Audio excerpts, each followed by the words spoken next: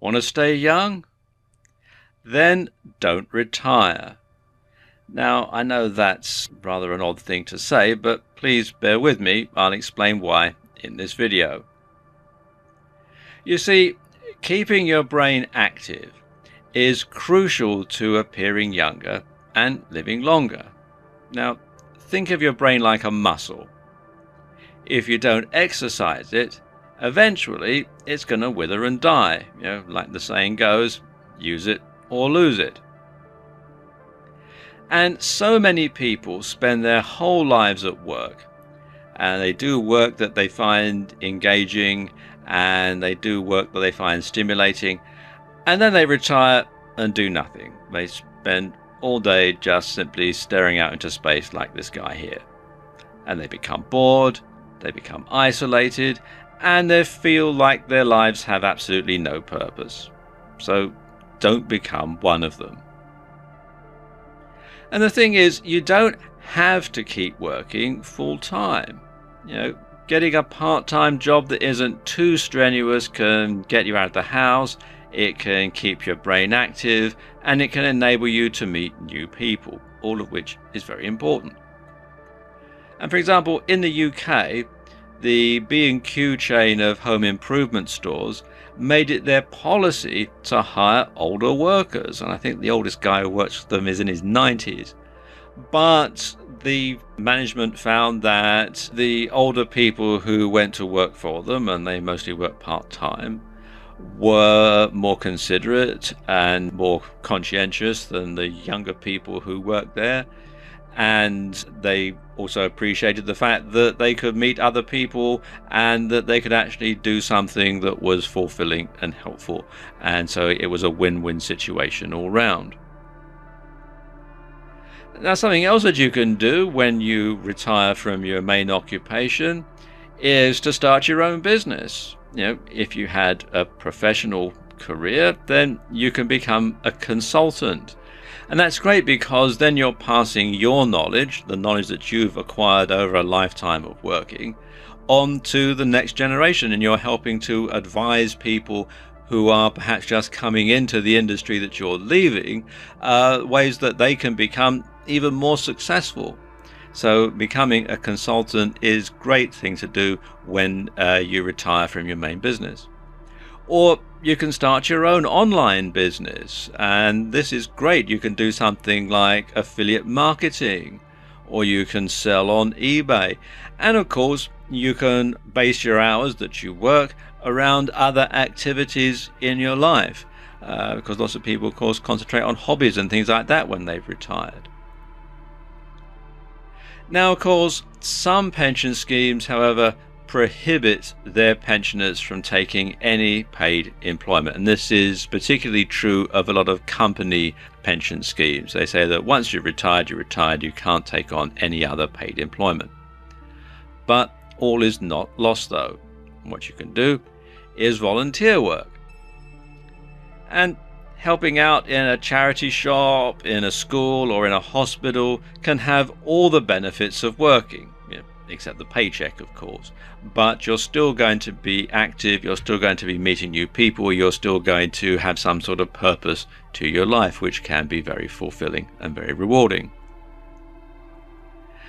And of course, there are lots of people who keep working right on into their very old age. So let's take a look at some famous oldies who've kept working.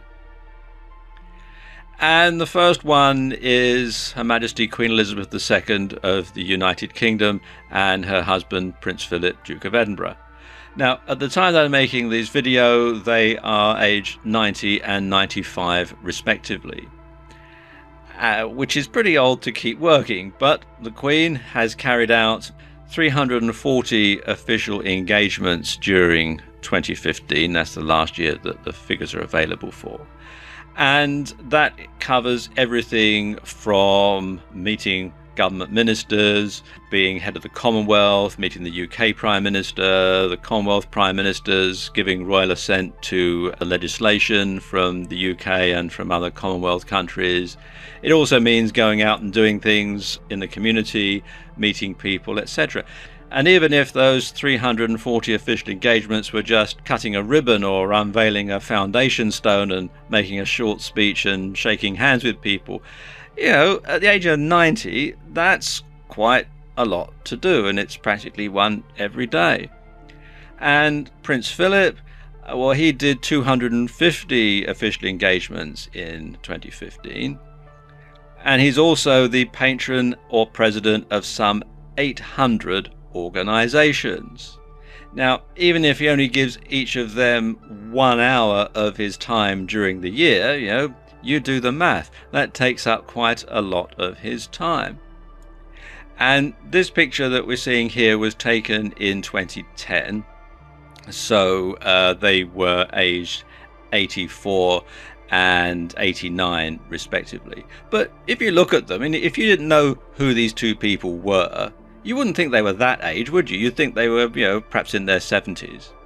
And I'm sure that it's the fact that they've done this day in, day out for over 60 years. The Queen came to the throne on the death of her father when she was 25 years old, and she's carried on this workload ever since. And I'm sure that is what keeps her quite young looking by comparison to her age. And I have actually personally seen the Queen and Prince Philip, albeit from a distance, and I tell you, they look just like you see them on TV and in photographs. There's no photoshopping gone on here.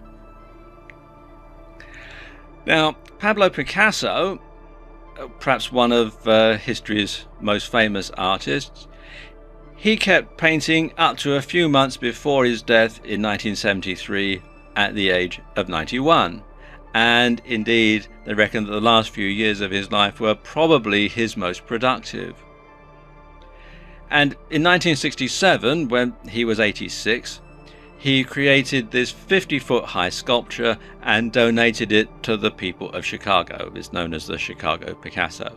But he did this at the age of 86, which is over 20 years after the usual retirement age for most people. So he was still going even on into his 80s. At the time that I'm making this video, Warren Buffett, known as the Sage of Omaha, is still chairman, president and CEO of Berkshire Hathaway, one of the world's largest corporations, at the age of 86. And Sir Winston Churchill first became the British Prime Minister at the age of 65, and that was the retirement age in the UK at the time. So at the time when a lot of people were retiring, he was actually coming into his prime and actually occupying the top job for the first time. And he became Prime Minister again in the 1950s at the age of 79.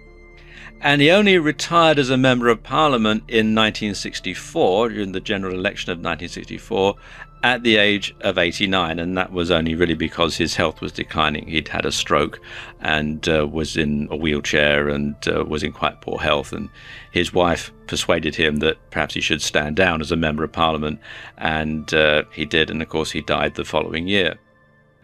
Coco Chanel was working on her fashion house's spring catalogue only a few days before she fell ill and died in 1971 at the age of 87, but she was still very much in control of the Chanel brand right up to almost the very end. And of course, the Rolling Stones have a combined age of 289 years. The youngest member, Ronnie Wood, is a sprightly 69 years old, and they're still touring and making music. So the message